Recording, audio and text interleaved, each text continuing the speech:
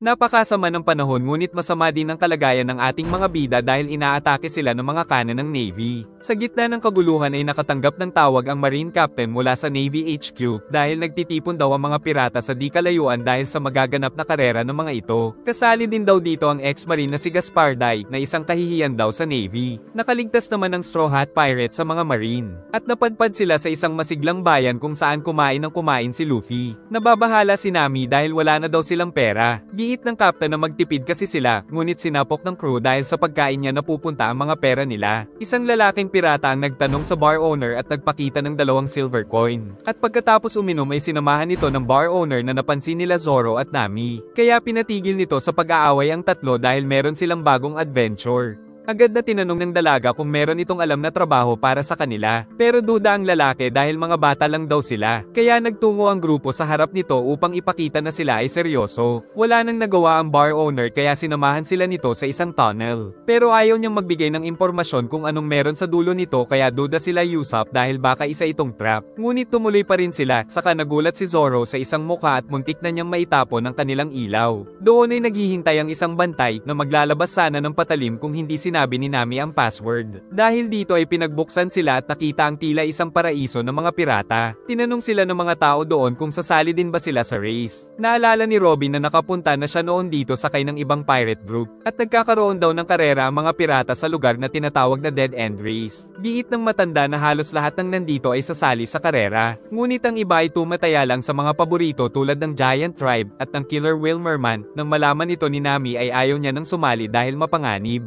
Pero nang malaman niya na 300 million berry ang reward ay siya pa ang nagyaya. Agad siyang pumirma ng kontrata at ibinigay ang silver coins para makuha ang Eternal Post patungo sa finish line. Nagtaka pa si Nami dahil wala daw silang nakitang ibang barko sa daungan kaya nagalit ang lalaki dahil ang barko lang pala ng Straw Hat ang hindi nakatago sa Navy. Nalaman nilang kinabukasan pa ang simula ng karera at magkakaroon ng parade start bago ito magsimula. Nagtanong din ito kung kanino sila pupusta, giit ni Nami na sa sarili nila kaya tinawanan sila ng lalaki dahil ang all-time favorite daw ay si Gaspar Day na may nickname na General. Samantala sinasamantala nila Luffy nang malaman na libre ang pagkain doon. Nanghihingi pa ang isang lalaki pero kinuha ni Luffy ang pagkain sa waiter. Inulit-ulit pa ito ng bida ng maraming beses kaya napuno ang lalaki at inumbag siya sa lamesa. Saka nagreact na rin ang iba pang naagawan ng pagkain at pinagmayabang na crew sila ni Gaspar Day. Nainis si Luffy dahil siya ang kaaway ng lalaki nang bigla siyang binaril ng isa pa. Pero pinabanda niya lang ang bala na ikinatakot ng mga ito. Saka sila sinuntok ni Luffy sa pader. Nagsimula ang kaguluhan kaya agad din na nakipaglaban ang lalaki na muntik pang tamaan ng baril. Ngunit ipinakita pa rin ito ang husay sa pakikipaglaban kahit mag-isa lang na nagtungo pa sa gitna nila. Samantala si Luffy naman ay parang naglalaro lang. Sumugod ang mga ito ngunit pinigilan sila ni Zoro. Ang lalaki naman ay tinutugis pa rin kaya umakyat sa kadena pero sumunod din ang napakaraming kalaban pati na si Luffy. Hanggang sa makaakyat sila sa bangka sa itaas kaya tinulak sila ng lalaki ng sagwan para mahulog. Pag-akyat doon ng bida ay hindi na nila pinapansin ang tauhan ni General kaya nagalit ito ngunit tinamaan niya ang lubid kaya tumalon ang lalaki at nahulog naman ang engot pero iniligtas pa rin ito ni Luffy. Ngunit nandoon pala si Gaspar Day na pinagpapatay ang mga pirata sa palapag.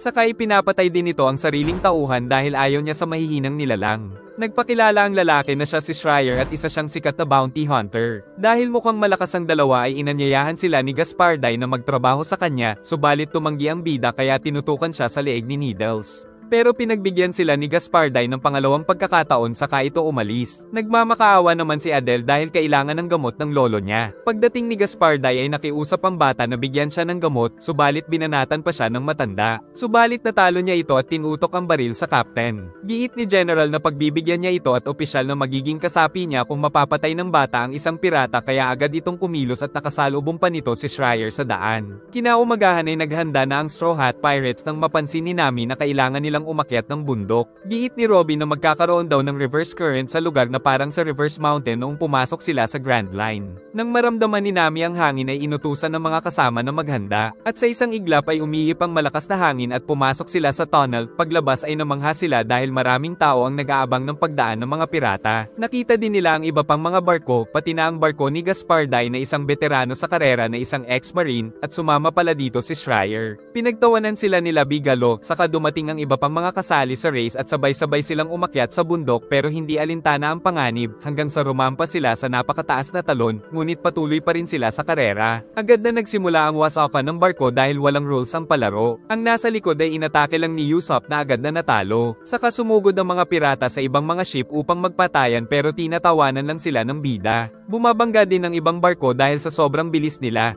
Ang mga giant ay sasalpok na rin kaya pinatalo na lang ang barko, ngunit nahulog sa lupa dahil kulang ang kanilang bilis. Maging ang Going Merry ay babangga kaya nagpalobo si Luffy hanggang sa tumalon ang barko at kumapit siya dito. At si Robin ay gumawa ng napakalaking kamay upang muling makabalik sa ilog. Samantala nagrereklamo ang mga boilerman ni Gasparday. Saka hinahanap ng matanda ang kanyang assistant ngunit umalis daw ito para manghunting ng pirata. Napansin naman ni Zoro na may nakapasok sa barko nila nang bigla siyang barilin ni Adele kaya hinuli niya ito. Natakot ang bata nang magising. Sa kanila tinanong kung ano ang pakay niya, sagot nitong kailangan niya ng pera para sa gamot ng kanyang lolo. Binigay ni Robin ang baril nito para subukan, ngunit nagpaputok ito at pinabanda lang ni Luffy ang bala sa kanya. Kaya tinanggap na lang ng bata ang kamatayan niya. Pero papatayin talaga siya ni Nami kaya pinipigilan ni Chopper. Kalaunan ay binigyan ito ni Sanji ng kumot at sinabing lahat sila doon ay nagdanas ng malungkot na nakaraan. Samantala sinunog naman ng lokong host ang entry list dahil hindi na daw ito kailangan. Alam nila Gasparday ang tamang daan, ngunit nasundan daw sila ng barko nila Merman Willie, ngunit ginanahan pa si Gasparday. Sinusundan din ng isang barko ang Going Merry. Ngunit tinira lang ni Usopp ang captain nito kaya nagalit ang mga tauhan pero nagtago na ang sniper. Kaya sumugod ang dalawa at mabilis na tinapos ang maraming kalaban. Nang biglang yumanig dahil sa maraming seeking, na sinuntok ni Luffy ang ilong at napabahing na nagpatalsik sa kanilang barko ngunit lumubog ang barko ng kalaban. Pagkatapos ay kumain sila ng parang walang nangyari. Pinasabog ang maraming pirate ship dahil ang itinuturo pala ng Eternal Post ay ang Navy base.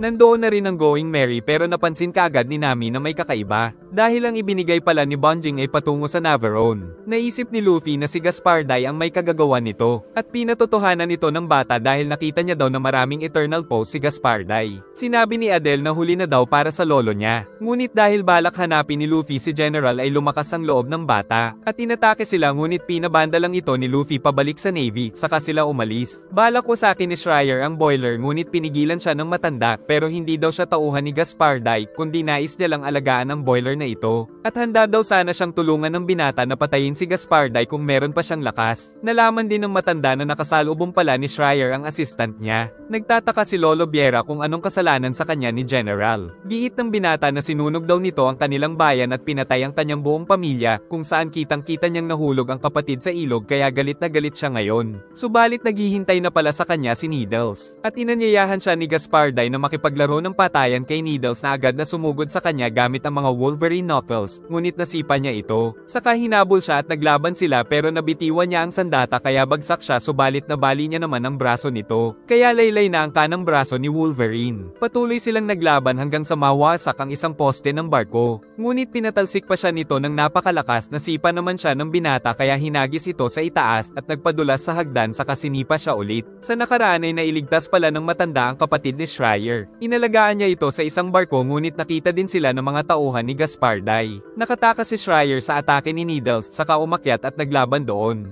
Ngunit nang papatayin na ang binata ay sumabit ang sandata nito sa gear ng barko saka siya pinalo ni Schreier at tuluyang nahulog sa dagat. Nakita na sila ng iba pang tauhan ni General. Dahil sa sandata ni Needles ay tumigil ang kabilang gear kaya nagsimula silang lumiko. Pag-atake ng binata ay hindi nasaktan si General dahil isa pala itong devil fruit user na nagiging syrup ang katawan. Nang makita ni Biera ay bagsak na ang binata. At nang tatapusin na ito ay narinig niya ang sigaw ni Luffy, na agad na sumuntok ng malakas saka ginamit ito para makarating sa barko ng ex-Navy. Sinipa nito agad ang napakaraming pirata hanggang sa malaglag sila at mabali ang poste. Nakita ni Luffy na nandoon din pala si Schreier. Giit ni Gasparday na nais siya nitong patayin dahil isa ito sa biktima niya noong wasakin niya ang isang bayan dahil hilig niya ang power trip kapag nabob o-ring. Samantala pati si Bonjing ay naloko din pala ni Gasparday dahil dinala sila ng Eternal Post sa mapanganib na karagatan. Natuwa si Adele nang makita ang lolo at sinabing tutulungan sila ng Straw Hat kaya makakapagsimula na sila ng bagong buhay. Saka nakiusap si Biera na dalhin ni Zoro si Schreier. Pero may gagawin daw munang importante ang matanda saka bumalik sa ibaba. Naiinip na ang bida kaya nais na daw niyang makalaban ang buwang na ikinagalit ni General. Napansin ni Nami na may paparating na masamang panahon. Maglalaban na sana ang dalawa pero si Schreier daw ang kalaban nito. Ngunit sinuntok siya ni Luffy dahil sa gabal daw siya sa laban kaya natawa si Gasparday. Giit ng bida na puro dada daw siya kaya nagsimula ang laban, ngunit hindi mabunot ni Luffy ang kanyang kamay kaya ginawa siyang punching bag.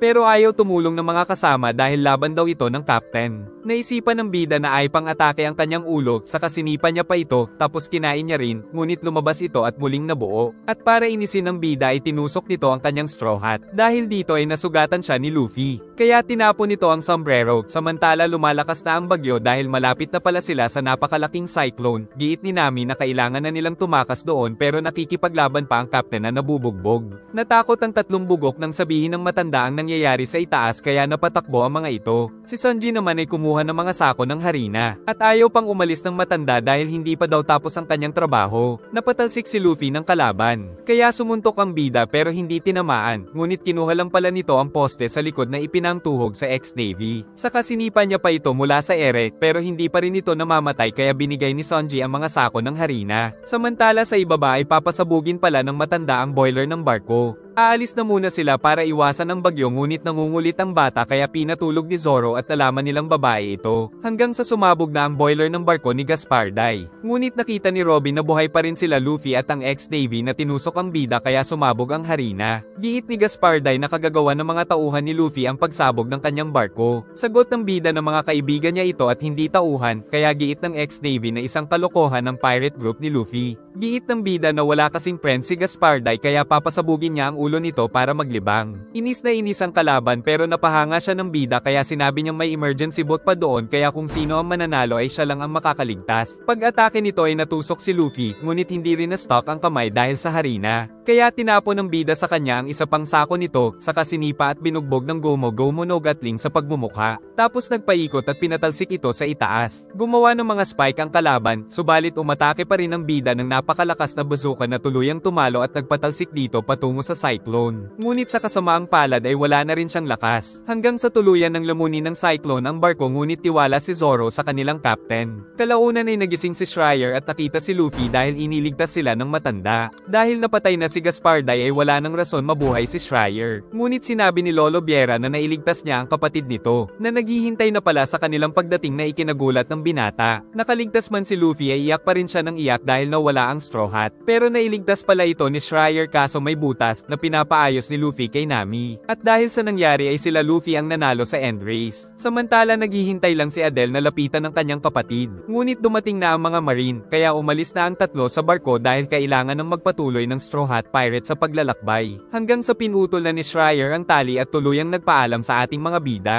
Pero dahil napilitang tumakas sila Luffy ay walang nanalo sa end race. Nanghihinayang si Nami sa 300 million na reward kaya nasakal si Zoro. At hanggang ngayon ay hinahabol pa rin sila ng mga marine. Kaya naghanda na lang sila para sa susunod na adventure.